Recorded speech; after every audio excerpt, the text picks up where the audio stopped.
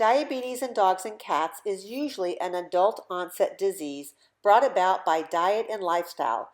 Dogs are carnivores and cats are obligate carnivores, having no dietary requirements for carbohydrates. All processed kibbles, even grain-free, have exceedingly high levels of carbohydrates.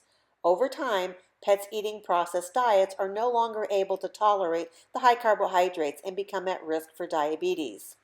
In some instances, when the conditions that led to the diabetes are reversed, so can the disease.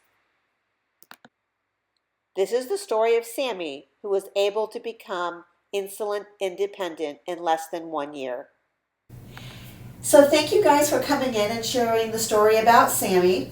Sammy's story is that he became a diabetic, and he's here with his parents who are going to share a little bit about how he became a diabetic and what they did after he was diagnosed and how life is now. So could you share with me, what were you feeding Sammy prior to him being diagnosed with diabetes? We were feeding him Blue Buffalo. He was eating basically twice a day, once in the morning and once at night, basically grazing. Whenever he wanted to, right? So the food was out all the time and he just went in and ate. How old is Sammy? He will be 11 in February. So he started having some symptoms. Well, let's back up a little bit. Sammy was a little on the chunky side, and he started having some symptoms. What were those? He was peeing in the house a lot.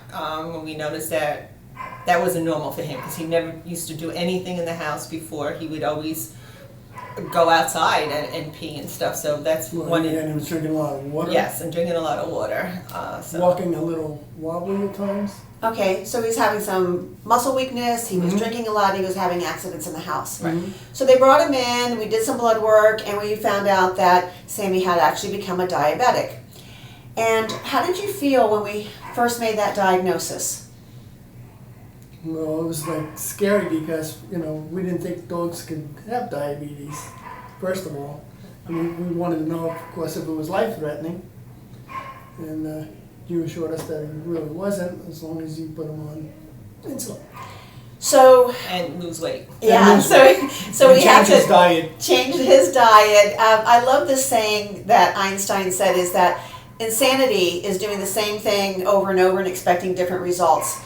And Sammy became a diabetic because he was eating a processed food diet that was very high in carbohydrates. And mechanically, he's just not designed to eat high levels of carbohydrates. No carnivore is. So it led to him having he became diabetic, and we had to go on to twice a day injections, a change in diet. How was that as far as your lifestyle? Were you afraid? Did you think you could do it? I was afraid in the beginning. I was very hesitant. I didn't think I would be able to do it. When we first started, I was kind of taken back by it, and I didn't do so much. It was more my husband doing it with him and taking care of him more. Yeah, the first time was a little scary, giving him the needle and stuff. I'm not sure how to do it. Same thing with taking his blood, drawing his blood. We didn't know which way to do it. It is a little scary when you're not in the medical industry and it's something that you haven't done routinely. Yeah. So they came in and we got them set up so that they could do monitoring at home. They actually monitor Sammy's blood glucose at home by themselves.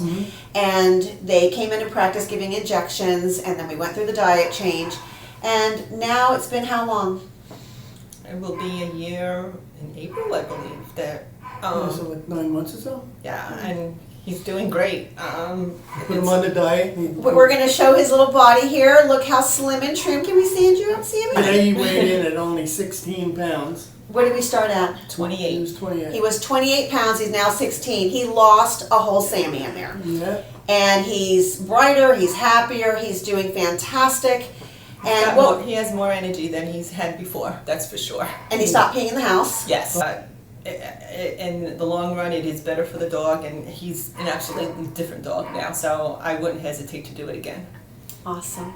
Yeah, I think we were lucky with him because he was a very good patient. He really is, and he didn't mind us drawing the blood at all, or taking the shots at all, and he loves the food. Yes, and we also give him the milk that you suggested. He's on milk kefir, so he's got good probiotic health going into his gut, and he's on a raw diet, which they buy commercially, and He is just doing phenomenal. So we don't always get to have a follow-up on our cases, but we do this time. So we're about a year down the road, and Sammy is still not needing any insulin, is that correct? Yes, he's still insulin free. So what would you attribute his ability to not need insulin any longer? Basically keeping him on his raw diet that you prescribed for him, and being persistent on it and not indulging on anything that can inhibit him to go back on the insulin. So if you had a chance to do a do-over, what would you do differently in how you cared for your pet? Probably when we first got him, we should have started him on that diet when he was a puppy. So we don't know any better. Most of us were raised thinking that processed food is okay for us and processed food is okay for our animals. We certainly know there's a big difference now. So basically what you're saying is that if you had a message to give out to the world, to pet owners, it would be to get the right food that the dogs need and not to go on all those processed foods, because it does hurt their metabolism and growing and all.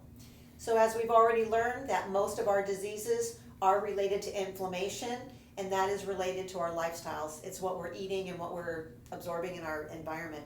So thank you very much for watching, and guys, really take some time to educate yourself on what you're really feeding your pets and feeding yourself. Yes, they're wonderful pets. They're part of your family, so just take care of them. And they rely on us to make those decisions. It's one Yes. thing when we decide not to eat something healthy for ourselves, we take responsibility for that. Right. But they don't have a choice. They're No. not out hunting and being able to make their Right. own diet. So Right. thank you for sharing that. You're Appreciate it. welcome.